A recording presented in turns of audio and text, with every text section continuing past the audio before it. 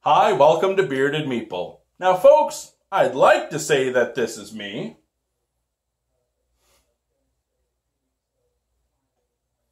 but this is more my style. Well, today we're going to take a look at something where both worlds will meet. It's a game for 2 players, ages 14 plus, and it plays in about 20 to 30 minutes.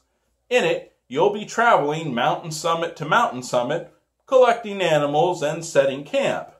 Utilize the animal's ability so you can optimize your turns to win. It's brought to us by Dr. Finn's Games. It's Nanga Parbat. Let's take a look at it.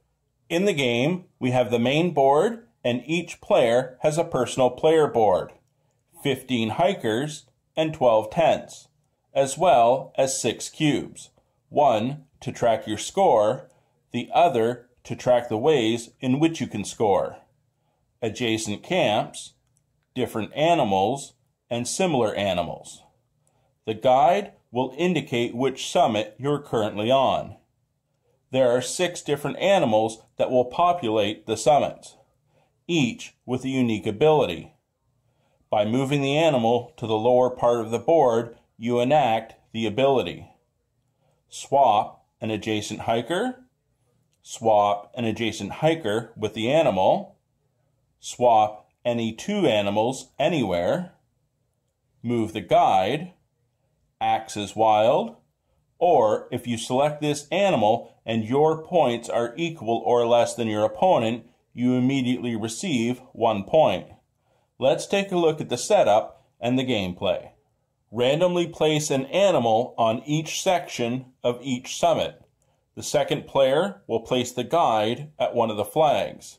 Your score marker is set to 0. Each player has their player board, their tents, and their hikers. We're ready to begin. On your turn, you will trap an animal, place a hiker, move the guide, build camps, or trade animals. And it should be noted that any time during your turn, you can enact an animal's ability by sliding that animal to the bottom of your player board. However, while you can only place 1 cube per turn to score, you may use as many animals as possible, but they can only be used once. The first 3 actions are mandatory. Take an animal from the summit where the guide is currently located. We'll take the yellow one, placing it in the appropriate spot on our player board. You then replace it with a hiker from your pool, putting it in the spot where you just took the animal from, spot number 5. That number is important because now you must move the guide to the summit number of the spot you just covered. So the guide moves to summit 5. However, if the location matches the number of the current summit, the guide would simply stay in place. The game has progressed. On Orange's turn, the guide was at summit 2, and Orange took the animal from location 2, so the guide remains there. It's now Purple's turn. Purple is going to take the blue animal as it acts as wild. They place one of their hikers in the location and then move the guide to summit number 6. Purple will now score. The 3 ways you can score is adjacent camps, different animals, or same animals.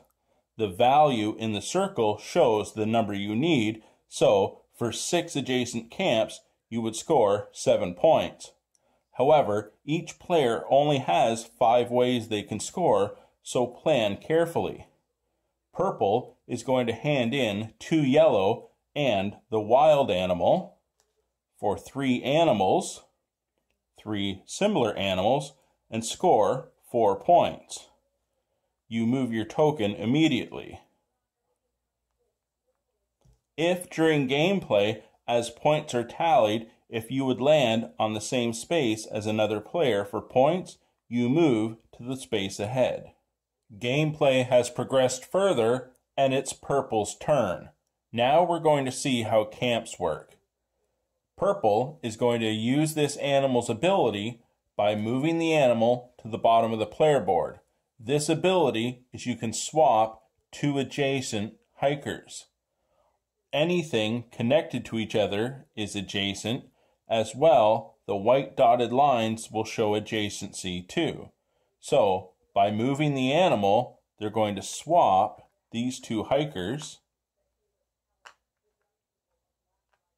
Purple is going to take their turn of taking this white animal, placing it here, placing one of their hikers at spot 5, and moving the guide to summit 5. They are now going to place camps. You take your meeples out of the game and place your tents on those locations. You will then score based on adjacent camps. So, purple has 4 adjacent camps and would score 5 points.